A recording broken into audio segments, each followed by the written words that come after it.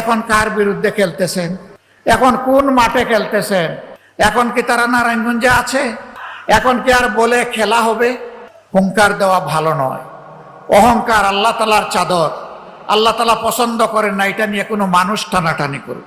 অহংকারীরা তাদের কিছুটা পাওনা পেয়েছে, বাকি পাওনাটাও তারা পাবে, এটা দেশবাসী দেখতে চায়।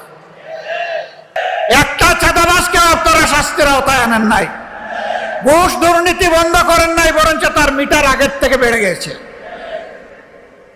যদি এই অবস্থা জারি থাকে তাহলে জনগণের জায়গায় তার ভাগ্য নিয়ে কুমড়ি খাবে।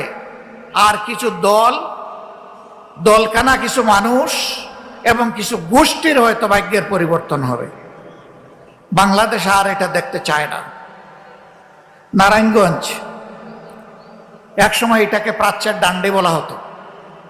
এটা ছিল শিল্পের রাজধানী, ঢাকা ছিল প্রশাসনিক রাজধানী, নারায়ণগঞ্জ ছিল শিল্পের রাজধানী, চট্টগ্রাম ছিল বাণিজ্যিক রাজধানী।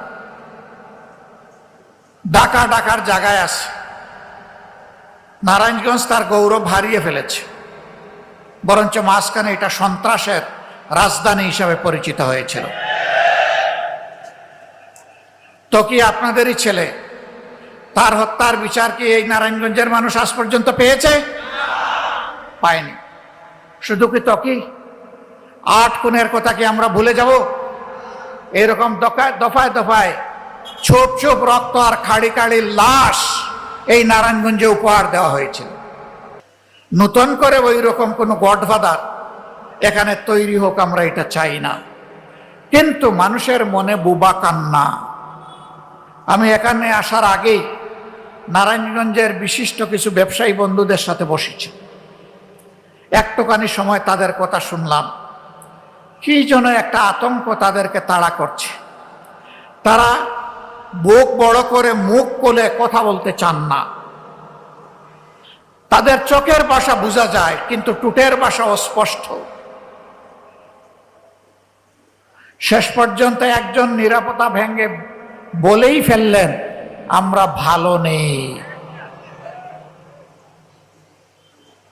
এই চাঁদাবাজরা ভালো থাকতে দিচ্ছে না।